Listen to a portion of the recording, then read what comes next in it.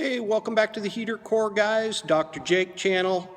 I'm Tim. I'm coming to you from the north location of Clunkers Automotive with a quick tip on fuel pumps on Dodge Ram trucks. I thought I'd stop by today and just give you a few tips about fuel pump modules on these. This vehicle came in on the hook today. A customer complaining of a no start situation. So the vehicle cranked but wouldn't start. And upon checking fuel pressure, there was none. And then we check our dark blue wire at the pump, and there was voltage there. Pump harness being up under here, and you can access it just in front of the left rear tire. If you didn't have power at the dark blue wire back at the pump module, you'd want to check your integrated power module and the fuel pump relay contained there. Make sure that's functioning properly. But anyway, in this case it was, and after we dropped the tank to access the fuel pump module, we noticed there was no fuel in the tank. The tank did read a quarter tank, but however there was no fuel in the tank when it actually got in here. So we did a little more checking and found that it was the fuel level sensor mounted on the pump module, and do that by checking the voltage back at the connector for resistance across the cinder connector.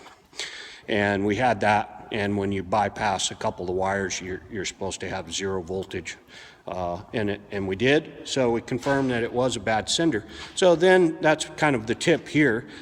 We decided, here's your options. You can probably find an aftermarket cinder, or even the OE. I didn't even check because we'd already had the new pump module here.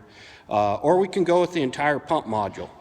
And in this case, we definitely recommend that you go with the OE Chrysler part, being that the aftermarket stuff available, although you can save a few bucks, it's just not worth it, especially on these. Unless it's OE, it's just, we've had very limited success with them.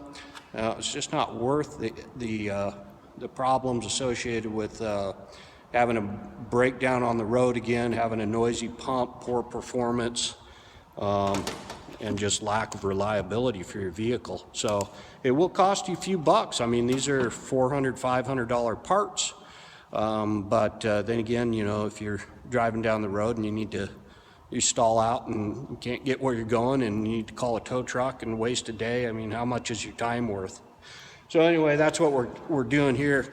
And you know, just a couple tips about pulling these out. Of course, you want to drain your fuel if you have more than a quarter tank or less. And you can access the evap hose, which connects here on the tank, just in front of this spring perch and up and over while the tank is still installed. And then you can access the fuel pump, the main fuel line and pressure line coming out of the top of the pump, and the electrical connector just in front of the left rear tire to disconnect those.